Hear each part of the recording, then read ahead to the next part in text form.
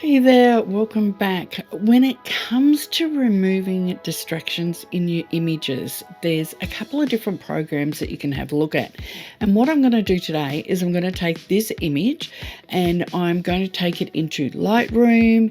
I'm also going to take it into Luminar Neo. I'm going to have a look at PhotoLab, and I'm even going to have a quick chat about Affinity as well. So before I dive in, let's just take a look at this photo. Now, we've all been here, we've all done that. I've got a really cute photo of my model Nicola.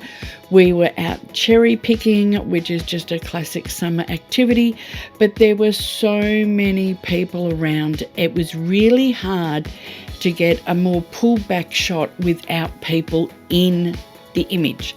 Sure, I could get close-ups with just the cherry trees behind her, but if I wanted more of a pulled back shot, it was really hard at times to get one without all these people in it.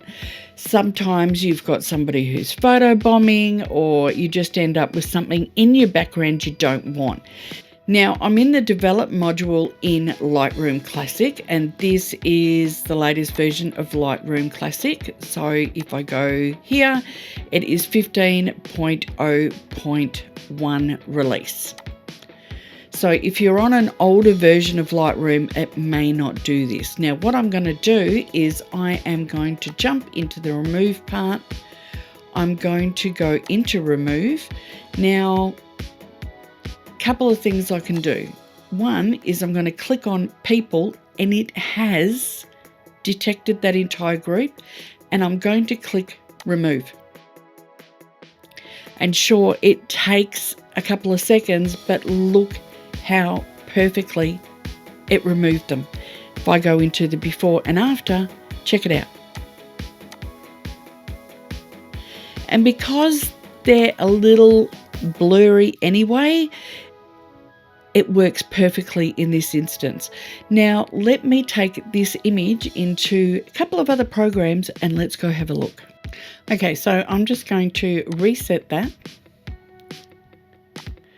And I'm going to go edit in, and I'm going to go into Luminar Neo. I have edited it a bit, so I'm just going to do a copy with edits. Okay, so I'm in Luminar. What I'm going to do is click over to the edit panel, and I'm going to go erase, and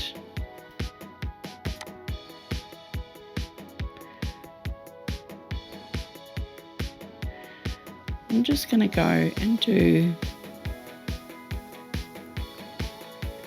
all of them. Okay, so I'm going to click erase. And sadly, it did not do a fantastic job. I could come in and I could sort of fiddle around with it, and I could do a few little improvements, but overall, it really didn't do a great job. Sorry, Luminar Neo, but it just didn't work in this instance. Okay, so I have loaded this same image up into DxO PhotoLab 9, and there's a lot that I could do in here, and PhotoLab is a fabulous product. But when I have played with it, it has not done the best job either. So just going through, I could use a bigger brush. It's sort of just cloning. I can try, if I get rid of that. Let's go to repair, and I'm just going to get a bigger brush.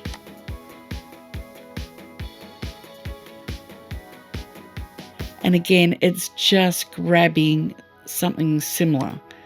So maybe if, I'll just move.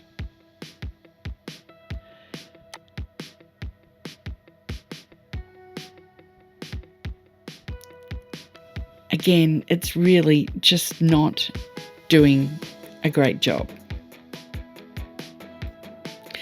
Great for blemish removal and doing a little bit of skin retouching and things like that, but it's just not doing a great job in removing distractions. So I think perhaps that's something that could be worked on. Let's move on to the next. Now, there's been a lot of talk lately of Adobe increasing their prices, and people have been bailing and going towards Affinity. And I figured I can't really comment until I have downloaded the program and played with it. So I've never really used Affinity before, but I did go and download the new version, which is the one by Canva, and playing around with it just briefly. I can't say I'm overly impressed, but as a free program, I suppose it's not too bad. So if I go into blemish removal, if I zoom in, I can tap it and grab a spot, but you can't do anything more than just a single circle. So that's kind of a pain. There is also a erase or mask erases mask areas. And it says to click to add an automatic blemish area or to drag. Now, I tried this and it actually crashed and did not do anything. And it's still not doing anything at all, although it doesn't appear to have crashed this time round. But every time I did go in and try and use it, it did crash on my system. So I really wasn't a big fan of that. Okay, so just recapping, I tried this in Luminar Neo, and this is what I got, not a very good outcome. I also tried it in PhotoLab 9.1, also not a great outcome. I tried it in Affinity and I couldn't seem to get it to work. So maybe if I'm doing something wrong in Affinity, let me know in the comments below, but I really wasn't a huge fan of what it did, especially when I look at how quickly and how easily I can come in and just remember, just come in, and all I did was click on people, it detected all of them and I just removed them. Yeah, it took a couple of seconds to run through, but it did such a fantastic job. So if you don't like going into Photoshop and you're already using Lightroom, why not use the remove function? It is the best by far. Adobe have done such an amazing job in building Lightroom Classic into an all-in-one editing software.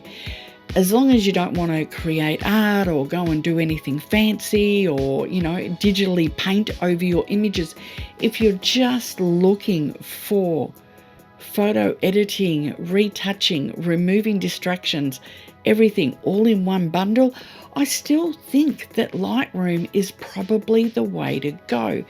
Yes, they did put their price up a little bit, but it's only, a couple of cups of coffee a month? And I'm willing to forego a couple of lattes so that I can edit with this speed and this accuracy, and it does such a great job. Maybe you don't agree, I don't know. Again, if you don't agree, let me know in the comments. So that's it for today's video. I hope you found it interesting to compare the different programs for just this one simple thing that I was trying to do. If you did, don't forget to give it a thumbs up, maybe even subscribe, hit the little bell for notifications, and I will see you next time on YouTube.